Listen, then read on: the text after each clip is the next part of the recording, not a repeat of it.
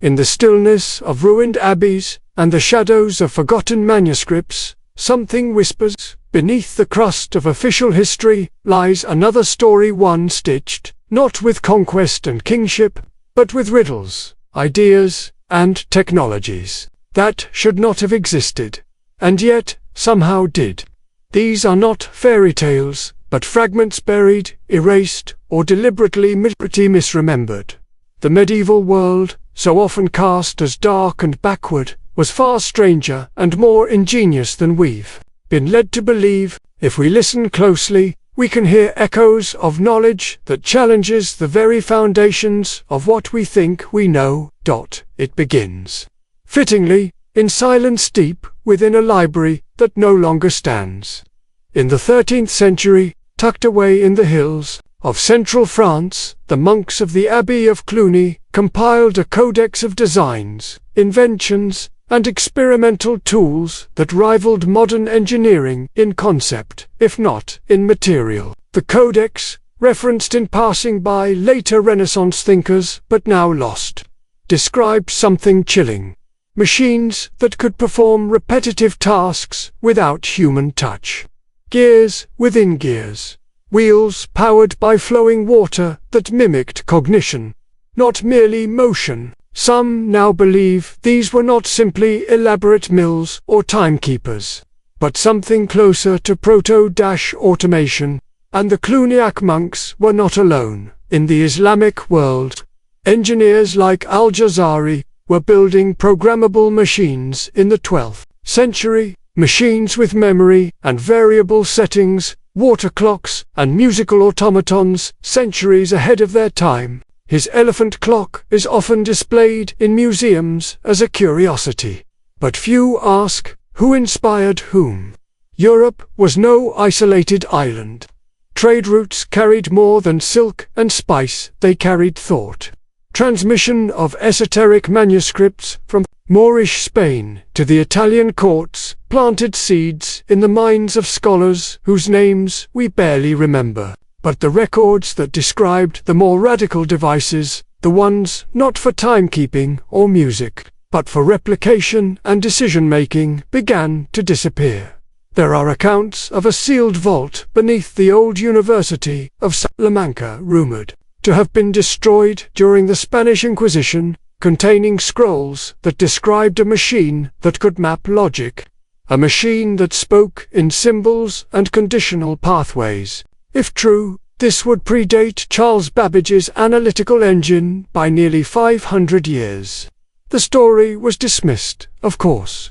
Like so many things that do not fit the accepted narrative, the medieval world, contrary to popular belief, was not intellectually barren. It was, in some ways, electrified by contradiction. Faith and science did not always warth, they danced uneasily. Cathedrals were not only houses of worship, they were built with mathematical precision, using proportions that mirrored ancient harmonic scales, encoded with astronomical alignments that still baffle modern surveyors. Some Gothic builders spoke of the geometry of angels, an architecture meant to channel divine energy. Whether spiritual metaphor or a literal function, their construction suggests a kind of knowledge that merged engineering with metaphysical intent. We are not talking about aliens or magic. We're talking about suppressed systems of thought, technologies, of mind and matter that modernity deemed irrelevant or dangerous. Consider the Voynich manuscript. Still undeciphered, still frustrating cryptographers. Its pages swirl with botanical drawings of non-existent plants, astrological charts, and curiously, recursive diagrams that resemble fractals. Mainstream historians call it a hoax. But others, more cautiously, wonder if it's an encoded manual of herbal medicine, alchemical process, or worse, a record of a forgotten epistemology. What if the plants never existed in our world, but in a microcosm? What if this book, written in cipher, preserves the worldview of a civilization we've mentally amputated? And then there are the maps. The Piri race map, drawn in 1513, shows the coastlines of South America and, more troublingly, Antarctica, centuries before that continent was even supposedly discovered. Worse, it shows Antarctica without ice. Officially, humans had no way of knowing that. The implication is monstrous in its simplicity. Someone, long before our time, had mapped the Earth with an accuracy that modern GPS struggles to match. Piri Reis himself claimed his map was compiled using older sources, some of them from libraries that no longer existed even in his day. So, who were the map makers? Perhaps not a single civilization, but a mosaic of forgotten mind scribes and navigators whose knowledge was swallowed by war, plague, and dogma. Civilizations are fragile. Libraries burn faster than temples. One match can erase centuries, but the memory lingers in folklore, in stone, in symbols carved into the lintels of old abbeys and painted into chapel frescoes, like ghosts whispering from the corners of vision, buried beneath York Minster in England. For example, recent ground-penetrating radar revealed the remnants of a Roman structure older than the church itself, but deeper still layers of worked stone with no known cultural match. Tools not found, but impressions left in the bedrock, a form of stone softening, perhaps.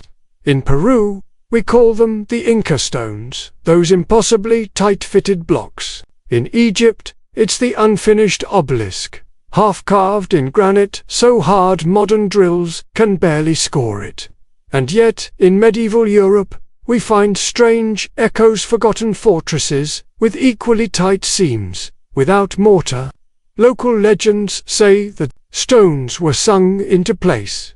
It sounds absurd, and yet, in the 14th century, a Benedictine monk named Theophilus wrote of cathedral construction using tuned instruments to test the tension of stone, not hammers, but resonance, vibrations, as if the buildings themselves were acoustic engines, singing to the heavens and responding in kind. Could these have been remnants of an older science? A science of resonance, pressure, and frequency closer to what today we might call sonic levitation or vibrational physics. History edits itself. Not always out of malice, sometimes out of necessity, but what is lost remains.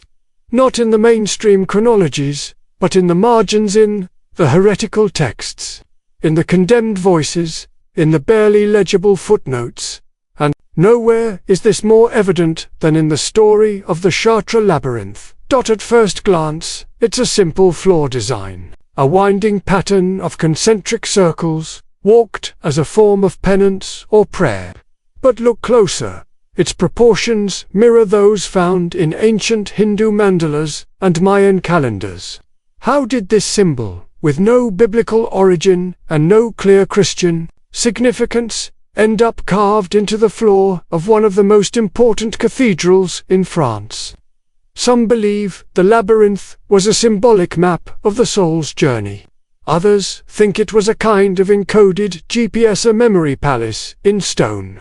More curiously still, old architectural documents suggest that the labyrinth's placement aligns precisely with acoustic nodes in the cathedral. When monks sang in certain keys, the sound focused along the paths.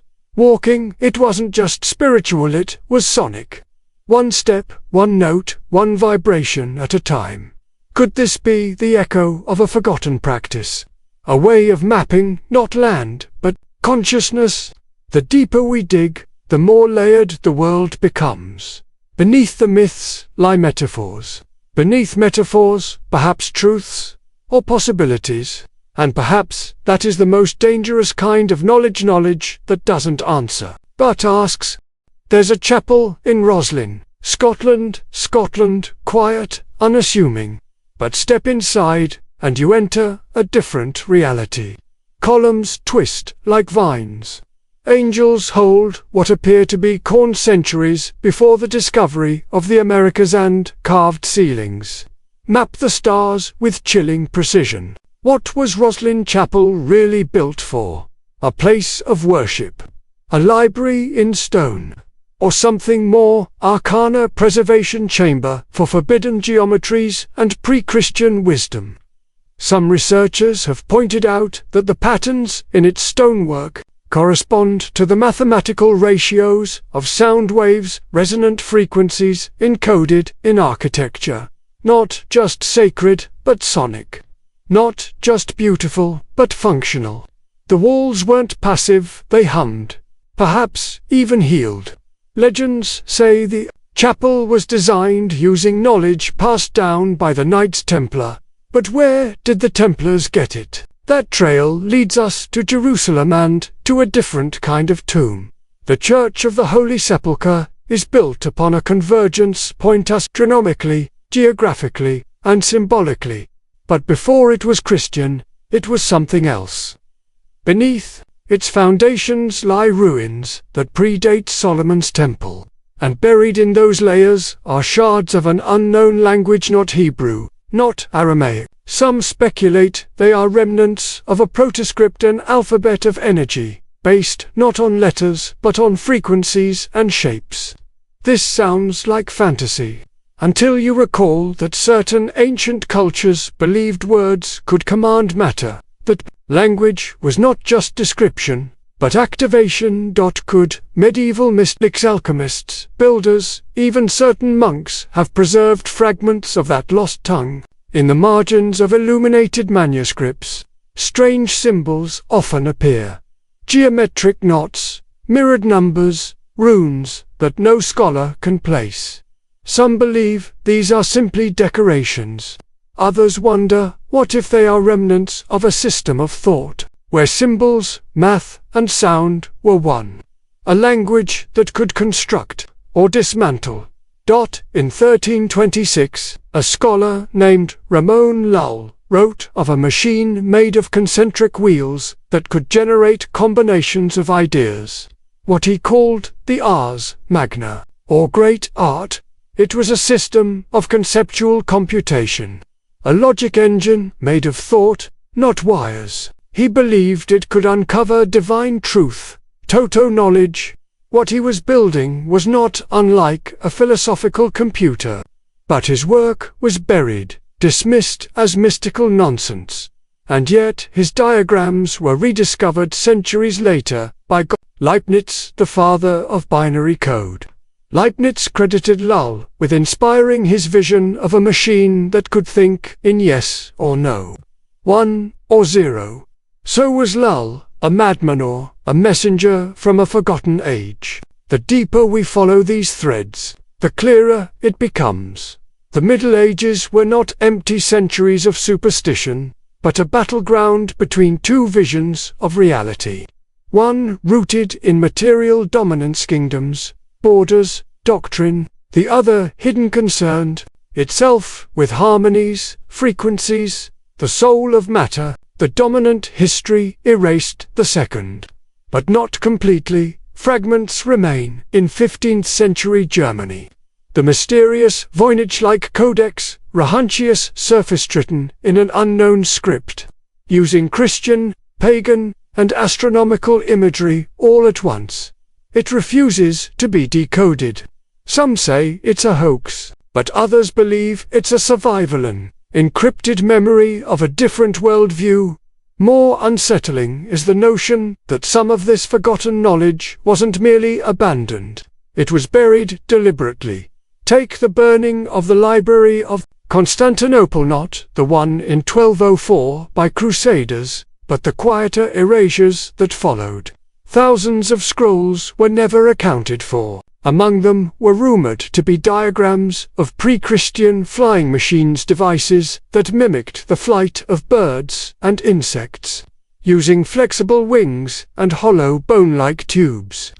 Renaissance thinkers like Leonardo da Vinci would later invent such machines, though some of his designs bear eerie similarity to descriptions from much older Byzantine records. Leonardo once wrote, cryptically, that the ancients are not only wiser than we suppose, but wiser than we can suppose. Which brings us to the strangest medieval anomaly of all. The astronomical clock of Prague. In the early 15th century. It tracks not just time, but planetary movements, lunar phases, the zodiac, and even the sun's position relative to the equator and ecliptic. It is, in essence, a mechanical simulation of the heavens. No one truly knows who designed it. The legends say the builder was blinded so he could never replicate it. But what if it wasn't just a clock? What if it was a kind of cosmic interface, an orrery, not for display, but for calculation? Some researchers have noticed that certain alignments on the clock correlate with solar flares, magnetic anomalies, and even seismic activity. Were these coincidences? Was the clock part of a forgotten tradition of planetary resonance and energetic forecasting? We are trained to see medieval minds as primitive, but they looked at the stars not just to tell time, but to understand time, to feel its texture, its cycles, to see not just the hours but the hidden rhythms underneath. And then there's the phenomenon of the Black Madonnas. Hundreds of statues scattered across France, Spain, and Italy, all depicting the Virgin Mary with dark skin. Their origin is obscure. Many are older than their churches, but their presence is undeniable. Many are linked to sites of pre-Christian worship, underground springs, and telluric currents.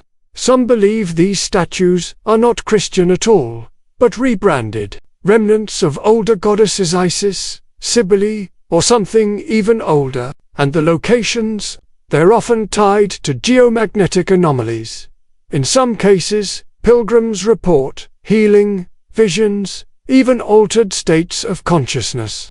Is it belief or something in the land itself, activated by symbol and structure?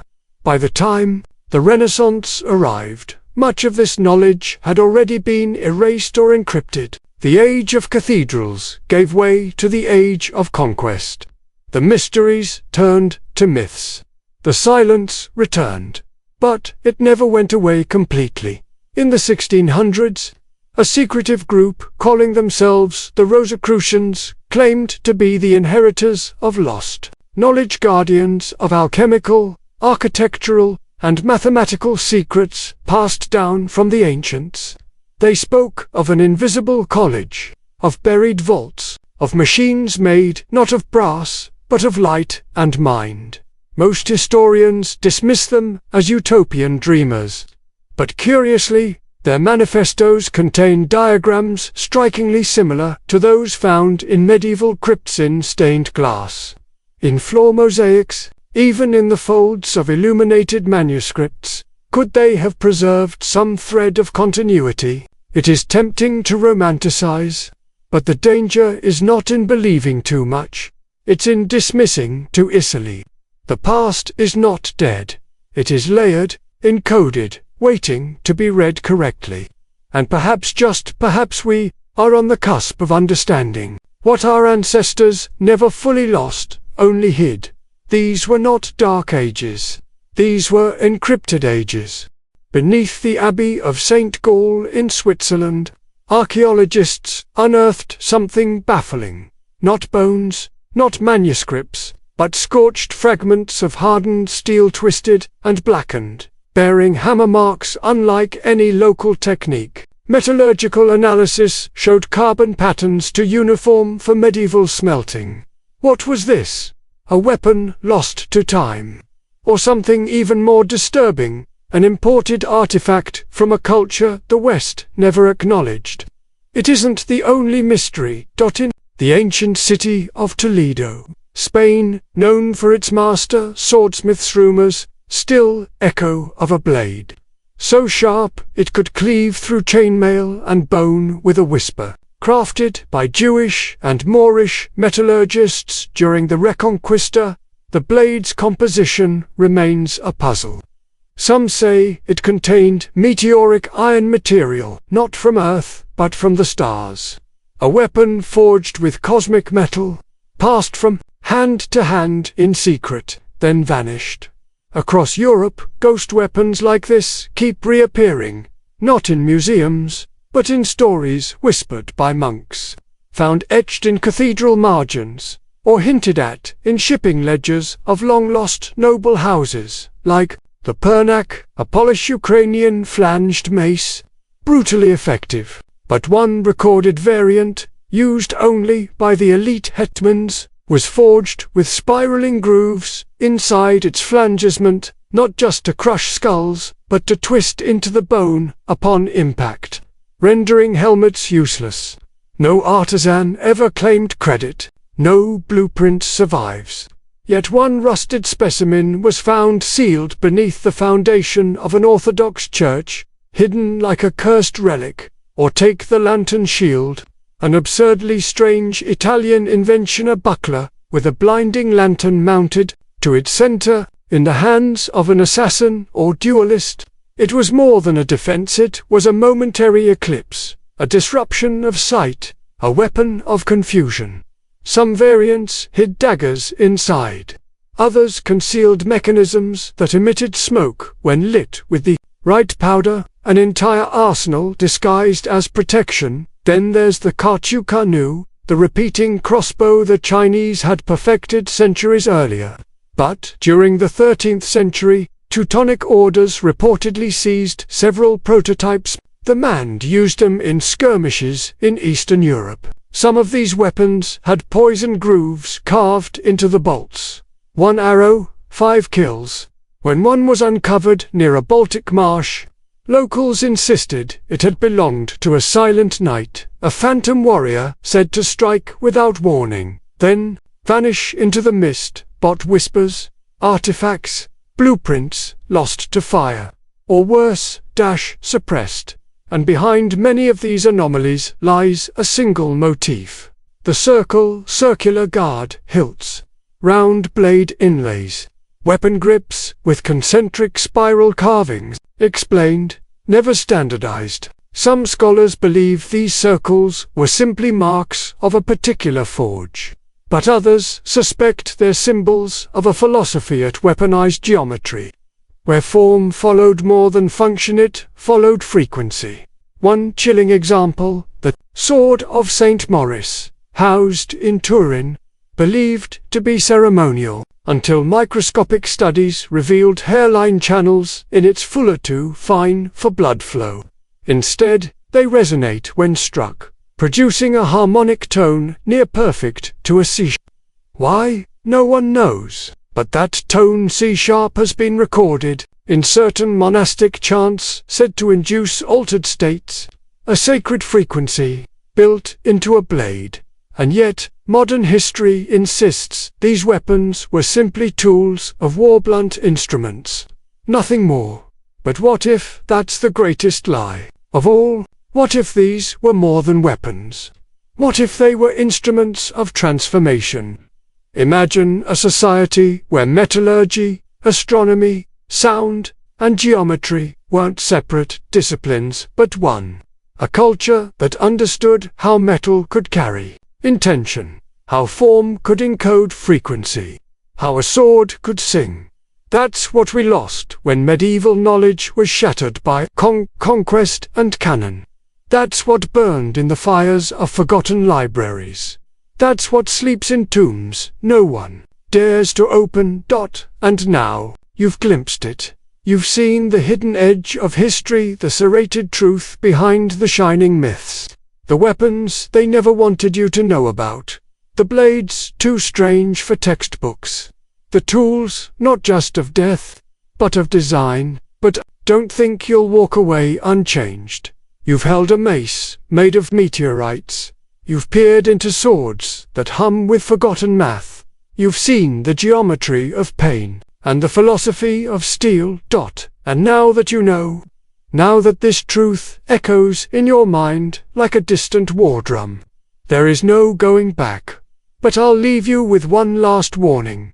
If you don't like, if you don't share, if you don't subscribe, then when the cathedral bells toll midnight, when the torches flicker without wind, when your reflection in the blade doesn't blink back, you'll wish you did, because some truths strike twice.